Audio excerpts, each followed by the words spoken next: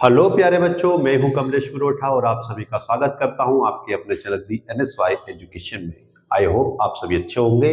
चलिए बेटा, आज एक नई चीज सीखते हैं। पुरानी भी है, जिनको नहीं आती उनके लिए नहीं है ना।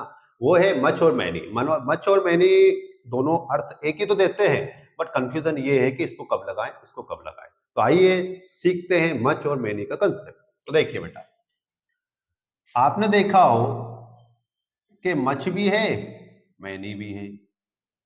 दोनों का साउंड ही क्या है, एक जैसा है। कहने का मतलब है कि दोनों क्या है, एक ही जगह इस्तेमाल होते हैं, लेकिन कंसेप्ट फिर भी अलग अलग रखते हैं। तो अर्थ तो एक ही है।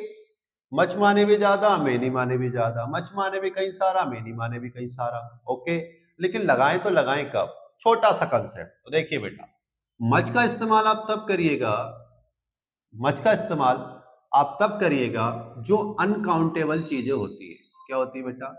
अनकाउंटेबल। अब अनकाउंटेबल चीजें क्या होती है भाई, इनको कैसे पहचानेंगे?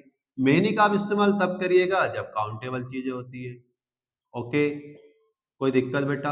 अब एक और चीज आपको मैं समझा दूं। इन्हें तो बेटा ऐसा तो आपने पढ़ रखा हुआ, लेकिन मेरी भाषा में इन्हें क्या कहता हूं वो समझिए। मैं हमेशा मच वाले को कहता हूं नागिन। क्या कहता हूं? नागिन। और मैंने कहता हूं मैं गिन। यानी गिनने वाली चीजों में मैनी लगाइए, और ना गिन यानी जिन्हें ना गिन सके उन चीजों में क्या लगाइए? मच लगाइए। क्लियर होगा? इतनी लाइन क्लियर हुई बेटा? अब एक और कंसेप्ट सीखिए बेटा, एक और चीज, फिर कंफ्यूजन देगा। क्या आपको अंग्रेजी की हर मीनिंग के बारे में पता है क्या, कि इसे गिन सकते कि नहीं गिन सकते? जिन बच्चों को दिक्कत आती है कि ये गिनने वाली चीज है या गिनने वाली चीज नहीं है, उनके लिए छोटी सी ट्रिक और क्या है बेटा, वो कभी भी मच वाला अगर वर्ड आपको करना है बेटा, तो ध्यान दीजिएगा। अगर कोई वर्ड लिखा है, अगर उस कोई वर्ड लिखा है लेकिन उसमें एस नाम की चीज नहीं लिखी हुई है, तो समझ जाना कि वो मच है।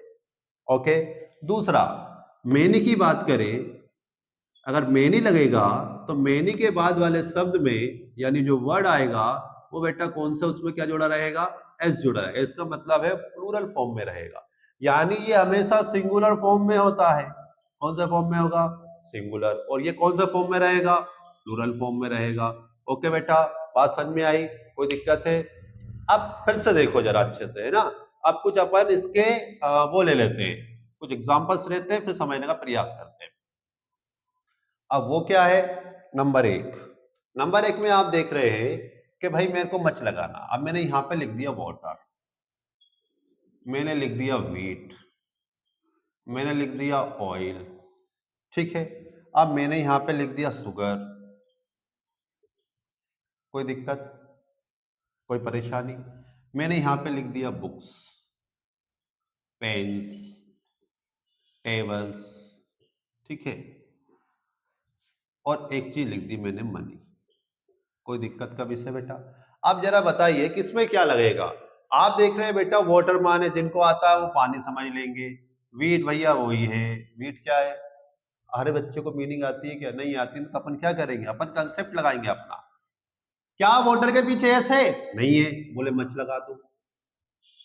क्या वीट के पीछे एस है? नहीं है, तो मच लगा दो। क्या ऑयल के पीछे ऐसे? नहीं ना, चलो मच लगा दो। क्या शुगर के पीछे ऐसे? नहीं है, हटाओ, मच लगाओ। कितना कितना इजी है, देखिए जरा। कमजोर बच्चों के लिए बड़ा बेस्ट है ना बेटा, जरा ध्यान दीजिए। बुक्स, अरे भैया इसमें तो पीछे एस आया है, किसी वर्ड के पीछे एस आया तो मतलब क्या प्लुरल फॉर्म हो गया, मैनी लगाओ, चलो।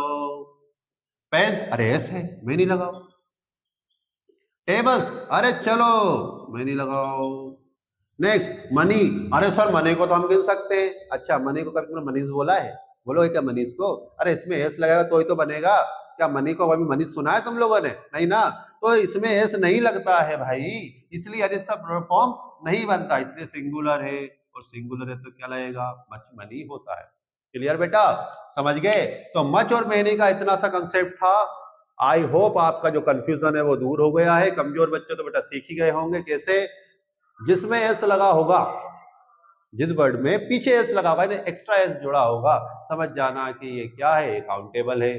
और जिसमें एस नहीं वो अनकाउंटेबल है। सिंपल सा, मच लगाओ मैनी लगाओ, मच लगाओ मैनी लगाओ, और अपने कंफ्यूजन को दूर भगाओ। चलिए नेक्स्ट वीडियो तक मिलते हैं जल्दी।